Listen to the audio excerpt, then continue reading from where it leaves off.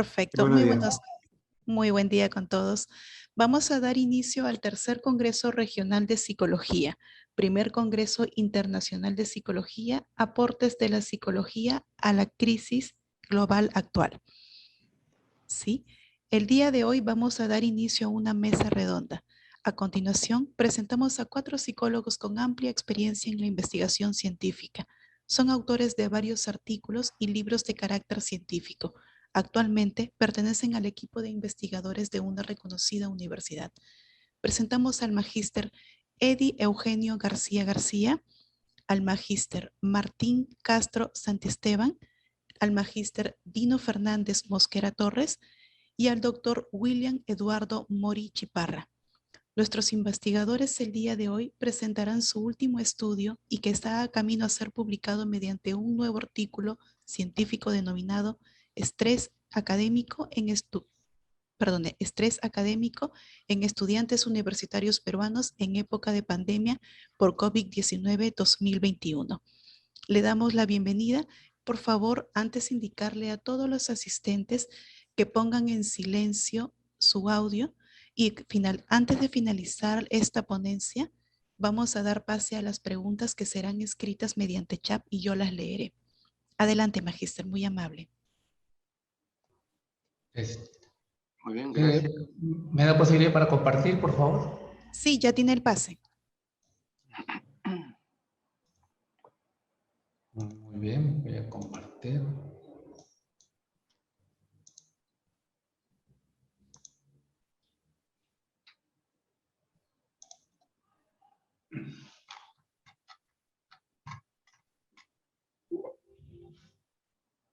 Colega Eric, adelante. Bien, Martín, muchísimas gracias. Muy buenos días, tengan todos ustedes. Para nosotros un honor, un gusto estar en esta oportunidad, agradeciendo pues el gesto que tiene el colegio de compartir estos momentos, permitirnos compartir estos momentos acerca de temas tan interesantes, ¿no? En esta crisis en la que nos encontramos. Y hablando de crisis en las que nos encontramos, vemos que esta crisis lo que ha hecho ha sido, digamos, sacar a flote o agravar algunos elementos, ¿no? que ya existían, como por ejemplo el estrés académico. Esto no es una cosa nueva, ¿no? Es algo que se viene dando durante muchos años, desde que existe la universidad, creo yo. Entonces, la vida universitaria nunca ha sido una tarea fácil, ¿no? Para muchas personas. Y con la pandemia, ¿no? Por el COVID-19, con mayor razón. La suspensión de clases presenciales, el desarrollo de la clase remota, son factores que han llevado al estudiante universitario a aumentar el estrés académico. Sobre todo debido a que los estudiantes tienen que enfrentarse a un escenario novedoso, ¿no? La accesibilidad, las diversas plataformas que se usan, la conectividad al Internet, incluso pues hay comerciales acerca de eso de la conectividad, ¿no? El cambio de didáctica, ¿no? Las estrategias, los métodos de enseñanza de los docentes universitarios, la sobrecarga de trabajos, la continua exposición a las computadoras, las laptops, celulares, etc. Y otros factores, ¿no? Además de ello, como los factores personales, familiares, sociales, evidencian pues que existe una alta prevalencia de estrés académico en los estudiantes universitarios.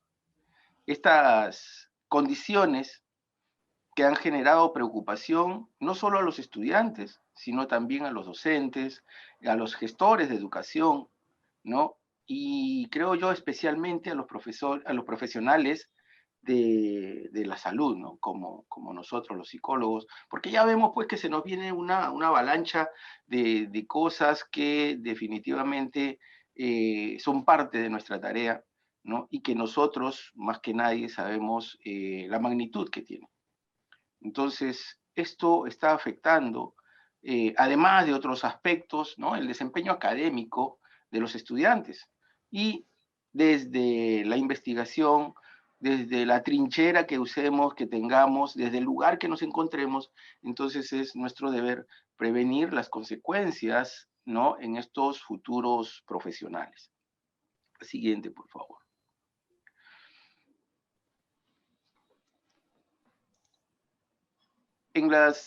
Hay estudios, ¿no?, recientes, modernos, ¿no? Por ejemplo, tenemos a nivel internacional, tenemos un estudio en México, ¿no?, de González, ¿no?, hecho en tiempo de pandemia, ¿no?,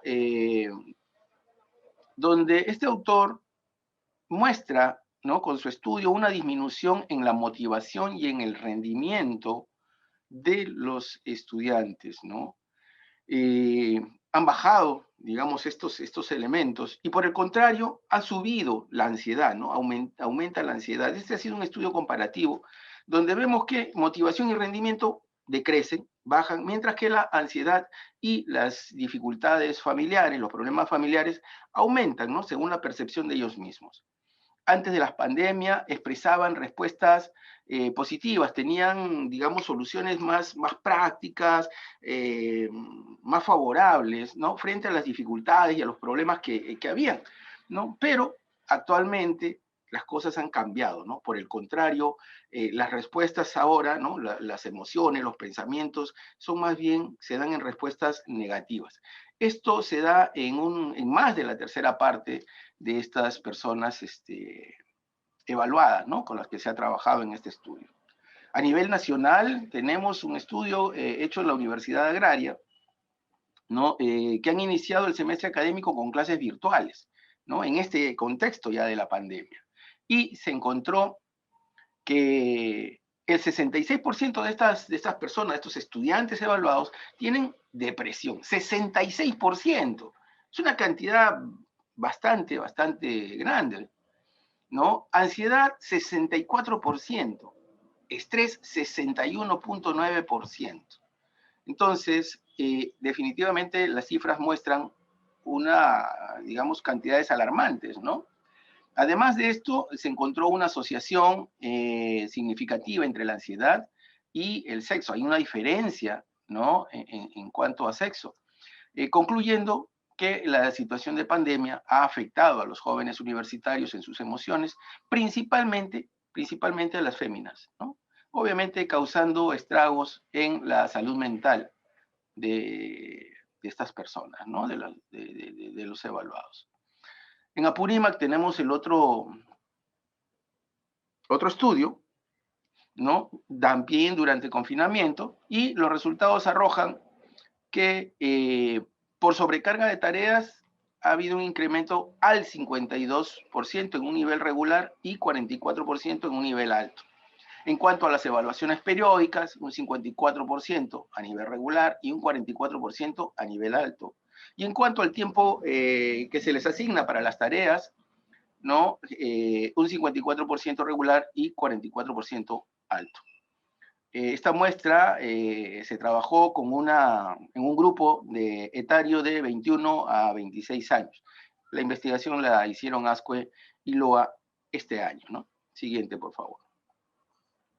Cuando hablamos de estrés académico, ¿no?, tenemos que pensar que el estrés es algo normal, es algo inherente al ser humano, es parte de nuestra vida.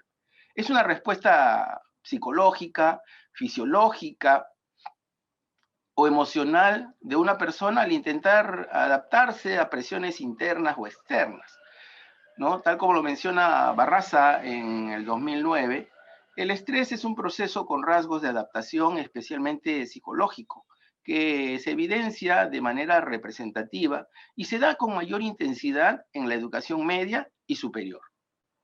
Entonces, el estrés académico es ese estrés que manifiestan los estudiantes cuando los maestros en lo particular o la institución en lo general le demandan ciertas exigencias de actuación relacionadas con su aprendizaje.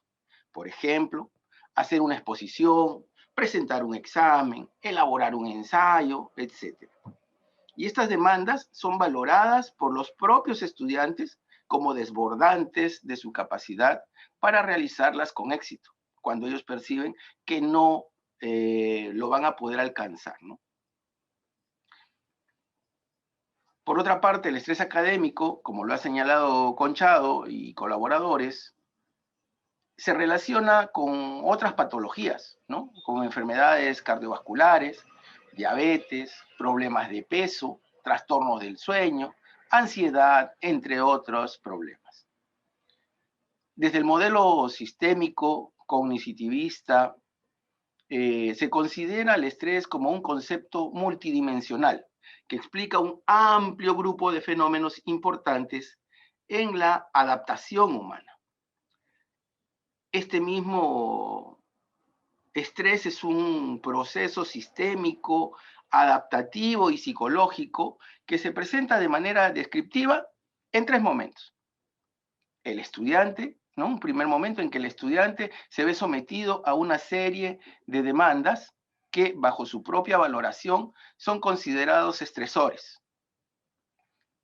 A partir de esto, un segundo momento en que los estresores provocan un desequilibrio sistémico, ¿no? La situación estresante, que se manifiesta, ¿no? En una serie de síntomas, es decir, los indicadores del desequilibrio.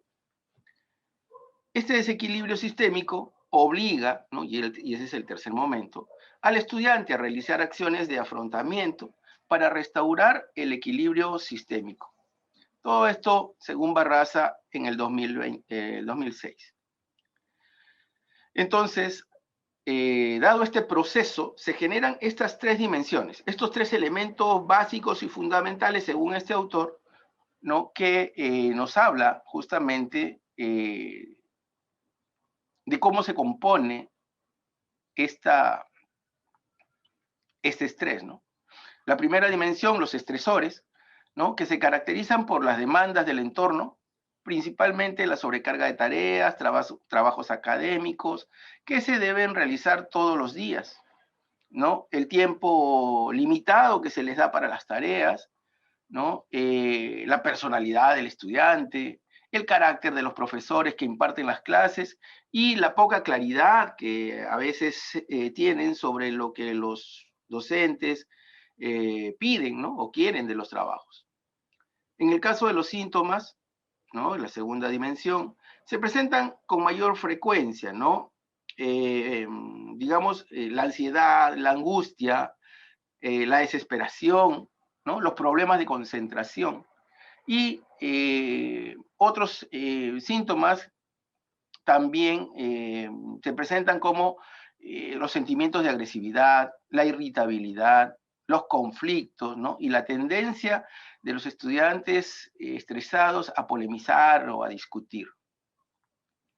Por otra parte, la tercera dimensión que nos habla de las estrategias de afrontamiento, donde las que más se utilizan, ¿no? Son, por ejemplo, concentrarse en resolver la situación que preocupa, analizar lo positivo, lo negativo, para solucionar la situación estresante. Y las estrategias que menos se utilizan, ¿no? Serían mantener el control de sus propias emociones y elaborar un plan para enfrentar o reducir la situación estresora. Ante toda esta situación, ¿no? Dadas estas circunstancias y dado lo que hemos visto, nuestro equipo decidió plantearse una pregunta. Siguiente, por favor. Y la pregunta era, ¿no? Lo que motivó esta investigación es, ¿cuál es el nivel de estrés académico que presentan los estudiantes universitarios, ¿no? Peruanos en tiempo de pandemia? Esto nos lleva al objetivo general, que sería determinar justamente cuál es el nivel de estrés académico en los estudiantes. Y en los objetivos específicos, indicar el nivel de estrés académico general y por dimensiones en los estudiantes universitarios. Nuestro segundo objetivo específico, identificar el nivel de estrés académico según sexo, identificar el nivel de las dimensiones de estrés académico según sexo, y por último, identificar el nivel de estrés según los ciclos académicos en los estudiantes universitarios. Siguiente. Nuestra investigación de tipo básica En el diseño estamos planteando un diseño experimental donde no se ha manipulado ninguna variable, una investigación de corte transversal, porque ha sido hecha en un solo momento, y de un nivel descriptivo, puesto que lo que queremos es eso, describir.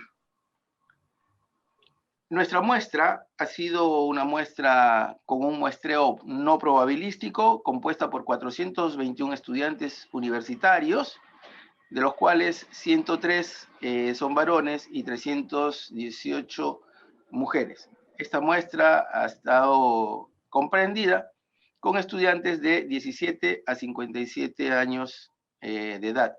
Y hay que destacar que más del 75% han sido estudiantes con edades entre los 17 y 25 años. Martín. Bien. Muy bien. Gracias, colegas. Continuando con los resultados, se puede observar acá que, por ejemplo, dentro del nivel académico general, ¿no?, que está a la parte derecha, que está marcado con naranja, el 62.71% de los estudiantes ha obtenido un nivel de estrés académico moderado, ¿no? En cuestiones de las dimensiones, por ejemplo, en la dimensión de estresores, ya lo que había comentado el colega, el 58% de los estudiantes se ha ubicado en el nivel severo. Esto quiere decir que manifiesta una serie de componentes, de elementos que están influyendo en su comportamiento estresor, ¿no? Como se da cuenta, más del 50%, o sea, eso es algo bastante considerable, obviamente. Mientras que las manifestaciones sintomáticas están prevalecientes en el nivel moderado. Sin embargo, también tienen dificultades para enfrentar esta situación. Tanto así que el 54.39% de ellos manifiesta de que tiene de repente una manifestación severa de cómo está enfrentando este estrés que se pone de manifiesto, ¿no? En el caso de varones y mujeres, ustedes pueden ver aquí en la tabla, en el caso de las mujeres hay una predominancia del nivel moderado con 61%, y en el caso de los varones 63%. O sea, en el caso de los varones predomina el nivel moderado un poco más que las mujeres. Sin embargo, en el caso de severo predomina las mujeres, con 38% versus 33%.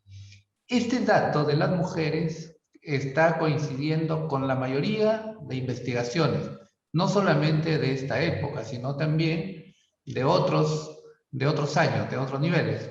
Entonces, eso quiere decir que simplemente coincide en que las mujeres son las más afectadas en este tipo de casos. Bueno, eso ya lo discutiremos de repente en las preguntas. ¿Sí?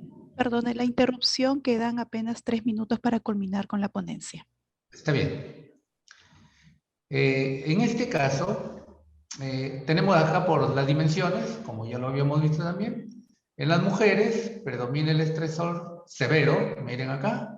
En el caso de los varones, también, ¿no? En todos los casos, a excepción de los varones, que hay un margen de nivel moderado en los varones, pero también está en las mujeres, ¿no? Se dan cuenta que más o menos coincide, ¿no?, entre el nivel moderado y en el nivel severo, ¿no? No hay ninguno que esté dentro del nivel leve, ¿no? De hecho, es algo que también a nosotros nos ha generado la iniciativa como para poder generar una nueva investigación y ver probablemente qué es lo que está pasando, qué factores están interviniendo acá. También con respecto a los ciclos de estudios, ¿no? Ahí se puede decir, concluyendo que, por ejemplo, conforme van avanzando los ciclos de estudios, conforme van avanzando, los primeros ciclos de repente tengan menos nivel, por eso es que prevalece el nivel moderado. Mientras que el severo va aumentando conforme van aumentando también los ciclos. Eso quiere decir que las personas, y eso se ve en las clases cuando los chicos dicen, ay, por fin ya estoy en el último ciclo, o ya estoy para egresar, ¿no? O sea, es una gran satisfacción el hecho de que están culminando, ya, porque como decía el colega, desde que uno inicia la universidad ya está predispuesto al estrés. Va a depender de las condiciones del entorno, ¿no? Como se dice. Bueno, las conclusiones ya están, porque más bien iríamos a las recomendaciones, que es un estudio primigenio con respecto a esta cuestión de la pandemia, pero en el caso de nosotros como equipo, estamos considerando de que esto es un estudio para después seguir a un segundo nivel y tratar de hacer estudios explicativos, comparativos y, por qué no decirlo, implementar programas para disminuir el estrés, teniendo en cuenta ya ubicados los estresores, como para poder determinar qué otras investigaciones estaríamos realizando de aquí en adelante. Bueno, esto sería todo. Gracias por habernos escuchado. Gracias también a la mesa directiva. Muy agradecida por su participación de todos. Por favor, a los asistentes, si desean realizar alguna consulta, pueden escribirlo por el chat para leerlo.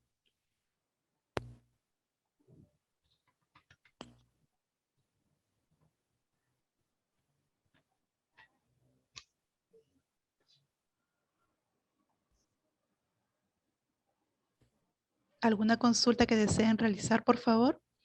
En todo caso, Manuel, te pido por favor que puedas colocar los certificados en pantalla para los ponentes.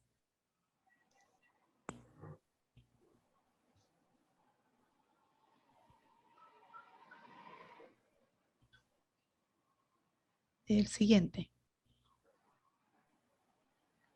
Ahí está.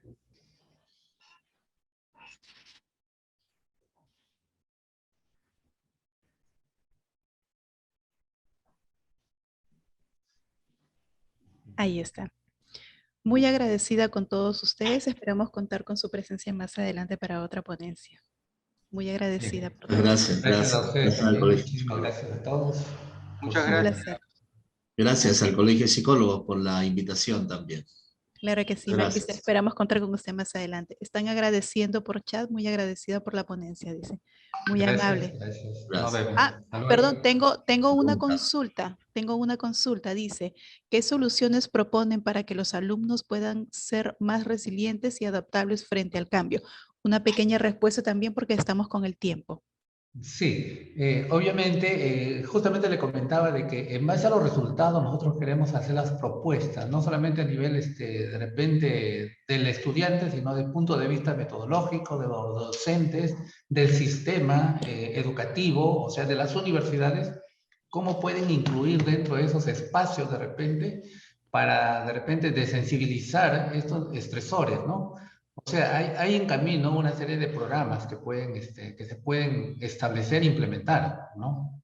Obviamente que ahorita no queda el tiempo como para poder especificar cada uno de ellos, ¿no? Perfecto. Muy agradecida nuevamente, ¿sí? Hasta en otra oportunidad. Gracias. Muchas Muy A buenos gracias. días. ustedes. Muchísimas gracias. Buenos días. A ustedes, Magister. Hasta luego. Muy bien, continuando con la mesa redonda, vamos a presentar al licenciado Ronald Henry García Moreno con el tema seguridad industrial. Para conocer un poco del licenciado, él tiene estudió en la Universidad Peruana de Científicas, la Universidad Peruana de Ciencias Aplicadas, la UPC. Llevó ahí un MBA ejecutivo en la Universidad San Martín de Porres. Realizó una maestría en Psicología del Trabajo y de las Organizaciones. En la Universidad del Pacífico llevó un diplomado de alta especialización en recursos humanos. En la Universidad Inca Garcilaso de la Vega, por supuesto, estudió la licenciatura de Psicología. Actualmente viene laborando en la empresa Mota en Gil, Perú, desde el año 2020 hasta la actualidad, en la unidad minera Antamina y en la unidad minera Marcobre. Le damos la bienvenida a Magíster, muy agradecida por su presencia. ¿Qué tal? Muy buenos días, muchas gracias Heidi. Gracias por la participación. No sé si me pueden permitir el control para poder proyectar. Sí, ya tiene el pase. Ujú. A ver, correcto.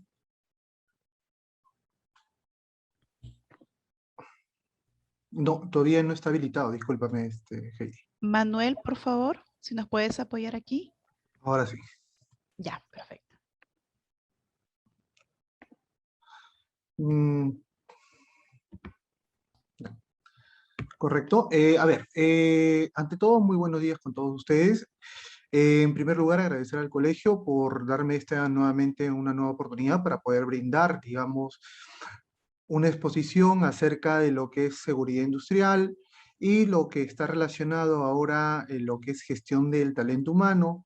El día de hoy el tema básicamente va a empezar por un punto teórico para poder entender cómo podemos hacer el procedimiento entre la gestión humana y la seguridad industrial en la actualidad bajo el contexto de la pandemia COVID-19, ¿no? Hay que entender y comprender que al inicio de esta pandemia, muchas de las empresas, muchas de las organizaciones no estuvieron preparadas para poder afrontar, ¿no? Es por ese motivo que diversas organizaciones tuvieron que suspender muchas contrataciones, tuvieron que realinear sus procesos de reclutamiento e inclusive tuvieron que colocar o tuvieron que poner mayor énfasis en temas de seguridad industrial. Sobre todo ahora, hoy en día, que estamos próximos a una tercera ola, estamos viendo que la seguridad industrial, basados al tema de la pandemia del COVID-19, se ha extendido y se ha estandarizado y se ha uniformizado en todas las organizaciones, ¿no? Es por ello de que vamos a empezar quizás con esta pequeña reflexión, ¿no? Y entender que el principio del recurso humano dentro de la organización es el talento humano. ¿Y por qué mencionamos esto? Porque muchas de las organizaciones entienden o creen que simplemente con realizar un procedimiento o una implementación de seguridad es más que suficiente, pero no van más allá. Y el más allá significa de ver, indagar, saber cómo se encuentra el colaborador frente a esta pandemia, ¿no? Ya en el congreso anterior justo habíamos realizado una presentación acerca de antecedentes sobre ansiedad, estrés y depresión sobre un grupo de colaboradores en el sector de hidrocarburos, ¿no? Donde veíamos cómo habían sido golpeados tan fuertemente en el tema de ansiedad, depresión, inclusive habían algunos colaboradores que llegaron a hacer una depresión mayor, e inclusive hicimos una correlación con la prueba ISTAS para ver los factores de riesgo psicosociales y vimos cómo la doble presencia estaba muy marcada, ¿no? Muy denotada, cosa que no se veía, digamos, no se ha visto, ¿no? O a raíz de esta pandemia, pues varios factores salieron a la luz y hay material como para seguir indagando, investigando. Por eso esta reflexión nos invita a entender, ¿no? Que el principal recurso dentro de la organización es el talento humano, ¿no? Para ello es importante también entender que la gestión de talento humano es la disciplina pues, que busca satisfacer los objetivos organizacionales, el cual requieren con una serie de recursos como son los temas materiales, técnicos y el grupo humano, ¿no? Con el fin de lograr objetivos. Y cuando nombro estos tres puntos, hacemos mención básicamente de que el colaborador debe de tener, digamos, todas las herramientas necesarias y posibles para poder ejecutar su trabajo a nivel técnico, que entienda y comprenda cuáles son los procedimientos nuevos de trabajo y cuáles son los procedimientos que va a estar sometido en el sentido de que va a tener que hacer ese cumplimiento para su bienestar dentro de la organización y para su propio autocuidado, ¿no? Y a nivel del grupo humano, contar con gente realmente que pueda comprender, entender los procedimientos que vamos llevando dentro de una organización. Para ello es importante y también quiero citar a un estudio basado de Elton Mayo, el cual buscaba a través de este estudio entender las complejidades de las relaciones humanas, ¿no? Y buscaba, digamos, conllevar y mostrar un mayor interés basados en conocer cómo se sentían los colaboradores dentro de la organización y cuáles son las actitudes que ellos tomaban frente a la organización, ¿no? Para este experimento, que se denominó el experimento Hunter, se vio y se hizo 4 pautas, ¿no? Estas 4 pautas fue primero el escenario de efectos de iluminación, el cual estaba orientado básicamente en hacer un grupo experimental en el cual ver si es que el tema de iluminación era predominante o no para que ellos puedan ejecutar un buen trabajo, ¿no? Al final del estudio se demostró de que esto no era algo significativo en los colaboradores. Durante la prueba del armado, básicamente lo que se buscó es cambiar las condiciones de trabajo, ampliarle un poco más aperturas en el cual los trabajadores se sintieran libres. También llegamos a esta conclusión de que no hubieron tantos resultados significativos. Posterior a ello se desarrolló un programa de entrevistas para saber y recoger inquietudes en base a todo el experimento que se estaba realizando, y al final se hizo una fase de observación, el cual estuvo orientado de, valga la redundancia, observar a los colaboradores con la finalidad de analizar la organización y entender, ¿no? Al final todo este experimento nos llevó a entender de que las relaciones humanas dentro de una organización básicamente es un punto fundamental en la integración social, de que no solamente los estímulos económicos sirven directamente para un buen performance dentro de la organización, sino que dentro de este estudio se demostró de que conllevar relaciones informales en donde se entendía que había equidad, donde entendían de que podían compartir con la otra persona, generaba mayor sinergia dentro del equipo de trabajo, ¿no? Es por ello de que este experimento también concluye que los comportamientos se apoyan en los grupos sociales. ¿Y por qué menciono esta primera parte? Porque de acá nace mucho de lo que es la psicología industrial y lo que se viene hoy en día, ¿no? Hoy en día, dentro del sector de hidrocarburos y minería, buscamos bastante lo que son las relaciones humanas, pero básicamente entender y comprender cuáles son las actitudes que conllevan a la persona a generar actos subestándar.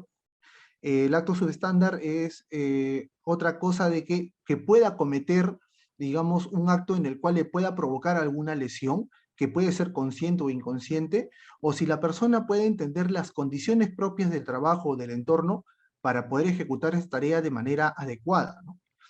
Es por ello de que el propósito dentro de la seguridad industrial que hoy en día vivimos se puede ver como la disciplina que se encuentra, que busca la obligatoriedad dentro de una empresa a realizar un trabajo de forma segura, ¿no? El propósito principal, podríamos decir, es tratar de minimizar los riesgos que puedan existir en el entorno con la finalidad de que la empresa tenga un índice de frecuencia de accidentabilidad muy bajo, y por ende los colaboradores regresen rápidamente a sus hogares sanos y salvos. Y esto también ayuda y fomenta, digamos, que el trabajador se sienta seguro dentro de ese entorno. Es importante entender esto. ¿Por qué? Porque dada la experiencia que se recoge en campo y por las diversas unidades mineras que he estado trabajando, he podido observar de que antes de la, o sea, acá podemos marcar dos antecedentes, antes de la pandemia y después de la pandemia, o antes del COVID y después del COVID, ¿no? ¿Y qué es lo que se está viendo hoy en día, ¿no? Por este mismo tema de la pandemia, si bien es cierto, en el sector de hidrocarburos o minería, se trabaja en un sistema totalmente atípico, sistemas en donde se puede trabajar en un sistema 2x1, 2.5x1 o 3x1, o sea, en el buen sentido sería 14 días de trabajo continuo, 7 días de descanso, o puedo trabajar 20 días de trabajo y puedo descansar simplemente 8, o en el peor de los casos, 21 días de trabajo y 7 de descanso, ¿no? Cuando teníamos este ritmo de trabajo antes de la pandemia, podríamos decir que era manejable en el sentido de que se permitía la sociabilización dentro de un campamento. Habían actividades de distracción, había distractores en el sentido de una vez culminados los trabajos, las personas comenzaban a socializar y creaban vínculos, ¿no? Vínculos que permitían trabajar de manera segura, ya que se comenzaban a formar lazos fraternales. A raíz de esta pandemia hemos visto de que todas las condiciones propias del trabajo se alteraron, ¿no? Hoy en día, una persona que trabaja en el sector hidrocarburos o minería, básicamente está destinado a trabajar en un 14/7 o un 20/10, pero las condiciones no son tan favorables, ¿no? Como para poder crear, digamos, esta familiarización, ¿no? O este propio cuidado que se puede generar dentro del ambiente de trabajo. ¿En qué sentido? Para relatar como ejemplo, una persona que llega a la unidad minera, básicamente, por ejemplo, el primer día de trabajo, está llegando en un bus que puede salir el día de hoy de Lima a las 10 de la mañana, está llegando a las 8 de la noche en el proyecto. La persona posterior a ello cena, se va a descansar y al día siguiente se tiene que estar levantando para iniciar sus labores a las 4, 4:30 de la mañana. Posterior a este inicio de actividades, la persona tiene que guardar un distanciamiento con las otras personas que tienen en su entorno, ¿no? Igual tienen todas las medidas de bioseguridad, que es el uso de mascarilla, ¿no? Los protectores faciales igualmente tienen alcohol en gel, pero ellos también se limitan para evitar posibles contagios. Posterior a ello, las personas desayunan, almuerzan, cenan y rápidamente son dirigidos al punto de trabajo. En este punto de trabajo también no está permitido esta socialización, ¿no? Y si hay un trabajo que se tiene que realizar en equipo, hay procedimientos en el cual la misma organización establece para poder generar, digamos, un historial o un backup de si alguna de las personas llegara a infectarse, ver rápidamente versus qué células de trabajo están para poder hacer el cerco epidemiológico para evitar contagio masivo, ¿no? Es acá donde se observa que las personas han tenido mayor índice de accidentabilidad. ¿Por qué? Precisamente por esto, porque no hay un proceso mayor de socialización. Entonces, por acá también vamos a entender un poco lo que anteriormente se expuso acerca de este estudio experimental, el cual da a entender que las personas cuando tienen este mayor acercamiento, tienen esta mayor frecuencia, tienden a cuidarse entre ellos mismos, ¿no? Que se genera esta interdependencia en seguridad, ¿no? El famoso tú me cuidas, yo te cuido y nos podemos cuidar, ¿no? Es por ello de que es importante entender que dentro de la organización siempre hay algunas obligaciones, ¿no? Tanto de la parte empleadora y tanto de los colaboradores, ¿no? En este caso, de la parte empleadora, es importante entender de que la parte empleadora siempre va a buscar o va a procurar, digamos, el cuidado íntegro dentro de la salud de los trabajadores y de los ambientes de trabajo, ¿no? Como lo había mencionado, básicamente la empresa, por ejemplo, actualmente donde yo me encuentro laborando, manejamos células de trabajo en el cual cada persona tiene un número rotulado. Al momento de hacer un rompimiento de distanciamiento social, lo que hacemos es que ellos llenen una bitácora. En esa bitácora puede mencionar, en este caso, para poder entender mejor en el ejemplo, tenemos a Juan Pérez que pertenece a la célula 4, se encuentra con Rodolfo Pérez, que pertenece a la célula 10, y automáticamente la bitácora sale, ¿no? En qué momento rompieron este distanciamiento. Y si posterior a ello, Rodolfo vuelve a romper el distanciamiento y se hace todo un historial, ¿no? Entonces, de la parte empleadora siempre se busca, digamos, se procura esta integración de salud. Asimismo, lo que busca la parte empleadora es programar y ejecutar y controlar el cumplimiento del sistema de gestión de salud dentro del ambiente laboral. Igualmente, se facilita la capacitación en materias de seguridad, salud en el trabajo, con relación a todos los trabajadores que tienen a su cargo, y asimismo busca promover y elabora de manera conjuntas los subprogramas de medicina preventiva en el trabajo y normas internas de salud ocupacional y de reglas de higiene y seguridad industrial, ¿no? Entonces, en esta parte, sí, lo que se está trabajando bastante en el sector hidrocarburos y minería es que a la primera persona que se está evidenciando que puede tener cierta dificultad para poder manifestar sus emociones, para poder, digamos, o tiene la noticia desagradable de que algún familiar se haya contagiado, Hay un equipo multidisciplinario, especialmente liderados por psicólogos, el cual brindan y facilitan, digamos, una intervención en primeros auxilios psicológicos. Esto con la finalidad de poder mantener estable a la persona, posterior a ello buscar soluciones, ¿no?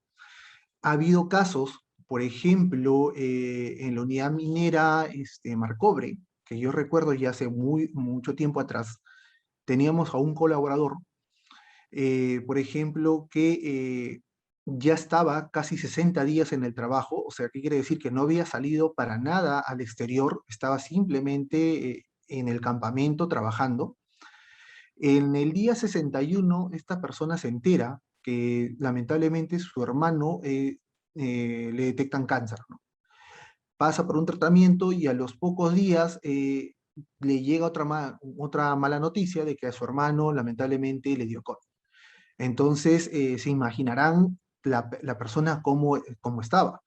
Posterior a ello, se le brindó los primeros auxilios psicológicos, se le facilitó también todo el apoyo administrativo para que la persona, uno, pueda salir de la unidad, dos, para evitar una posible lesión, porque la persona estaba en shock, estaba totalmente también ida en el trabajo, no sabía cómo manifestar o cómo desarrollar una labor.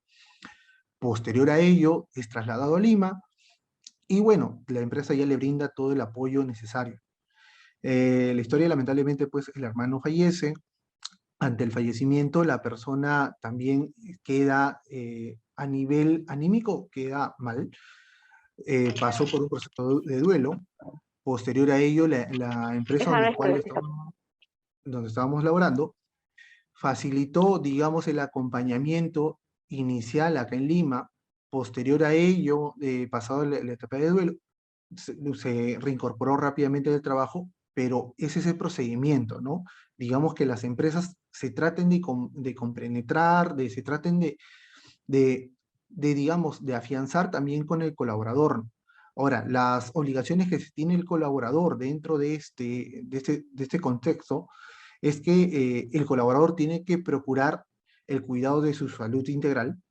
Para ello utilizamos pues campañas y medios de difusión en el cual capacitamos, constantemente hacemos recordaris acerca de cómo tiene que mantener este propio autocuidado, respetando el distanciamiento, el correcto lavado de manos, evitar que se toque los ojos, evitar tocar la parte exterior de la mascarilla, ya que puede ser una fuente de contagio, ¿no? Posterior a ello, también se le pide que pueda suministrar o nos pueda brindar información clara y veraz acerca de su propio estado de salud, porque sí ha habido casos en el cual personal que ha estado laborando lamentablemente se contagió y hay procedimientos en el cual obligan a la empresa a hacer un traslado mayor para que la persona guarde una cuarentena correspondiente, ¿no? Y asimismo, los colaboradores tienen que cumplir con los estándares de seguridad para poder establecer dentro de las instrucciones del plan estratégico que se tiene dentro del área de seguridad y salud en el trabajo, ¿no? Para ello es importante también entender cómo se maneja este ciclo del tema de gestión del talento humano. ¿Y por qué nuevamente regresamos a este punto? Porque muchas áreas de reclutamiento o en las áreas de recursos humanos han suspendido algunas labores, precisamente por el tema de la pandemia, porque muchas de las empresas, muchas de las organizaciones no estuvieron preparadas, no estuvimos a la altura. Entonces tuvieron que reformular sus procesos, ¿no? El primer proceso, por ejemplo, crear un planeamiento estratégico basado a generar un mapeo de riesgos, revisión de espacios de trabajo, ver si las condiciones de trabajo son las más adecuadas y las más idóneas. Generar también una correcta selección del personal conforme al perfil del puesto. Lo que sucede es que dentro del sector hidrocarburos y minería tenemos a veces la dificultad de que hay puestos de trabajo no calificado y puestos de trabajo calificado, ¿no? Ahora, mucho va a depender también el nivel de instrucción para su buen desarrollo. Magíster, me disculpo por la interrupción. En unos 5 minutos ya culmina su ponencia. Sí, correcto. Muchísimas gracias. Asimismo, dentro del área de reclutamiento y selección, lo que se tiene que buscar es la contribución en la participación del mapeo de puestos, ¿no? El mapeo de puestos basados básicamente en las competencias propias de la persona, pero ya no estamos hablando directamente del puesto, sino también hacer la correlación directamente de cómo las personas con las propias competencias que tienen pueden afrontar, digamos, esta pandemia. Buscamos también a nivel de compensaciones un modelo de compensación adecuada en el cual busca y facilita, digamos como un refuerzo positivo para que la persona, digamos, si no está sido contagiada, tenga un bono adicional, ¿no? Y no es simplemente porque me caes bien y te damos un dinero extra. Dentro del área de gestión de salud en el trabajo, lo que buscamos siempre es capacitar al equipo de colaboradores. Lo que buscamos es que el área de SOMA cumpla con los objetivos propios, se realicen las intervenciones en base a los análisis de los accidentes laborales, y posterior a ello, donde estamos tomando bastante fuerza, es en la realización de monitoreos ocupacionales, ¿no? Y nuevamente, basémonos en estas pruebas de los factores de riesgo psicosociales. Si alguno de ustedes ha tenido la oportunidad, podrá observar que la doble presencia está bien marcada dentro de la organización. Y esta doble presencia está muy marcada, ¿por qué? Porque estoy en el trabajo y estoy preocupado de si mi esposa, mi enamorada, mi novia, mi hijo, mi sobrino, mi papá, mi mamá, puede estar contagiado, ¿no? Y eso dificulta, digamos, la concentración propia del trabajo. Y dentro del desarrollo humano, buscamos y fomentamos el desarrollo de líderes a través del liderazgo visible, donde el gerente del proyecto participa directamente también en el cuidado, buscando de esta manera generar una cultura de autocuidado y una cultura de cuidado y de prevención para todos, ¿no? Eso sería la exposición. No sé si tuvieran alguna pregunta.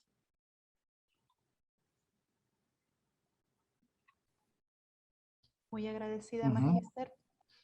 Por favor, a los asistentes, si desean hacer alguna consulta, pueden escribirla por el chat para yo leerlo. Una consulta, Magíster. Dice, ¿qué soluciones proponen para que los alumnos puedan ser más resilientes y adaptables frente al cambio? Bueno, es una pregunta ya pasada en realidad. ¿Alguna otra consulta, por favor, que deseen realizar? Al parecer todo quedó muy claro, Magíster. Bueno, esperemos que así haya sido, y de verdad, chicos, le agradezco nuevamente su participación, agradezco nuevamente al colegio, A ¿no? usted, Por esta muy oportunidad. agradecida. Muy agradecida. Manuel, si pudieras, por favor, mostrar el certificado. Perfecto. Ahí está. Nuevamente, muy agradecida, Magíster, por su presencia. Esperamos contar con usted más adelante. Correcto. Muchísimas gracias. A usted.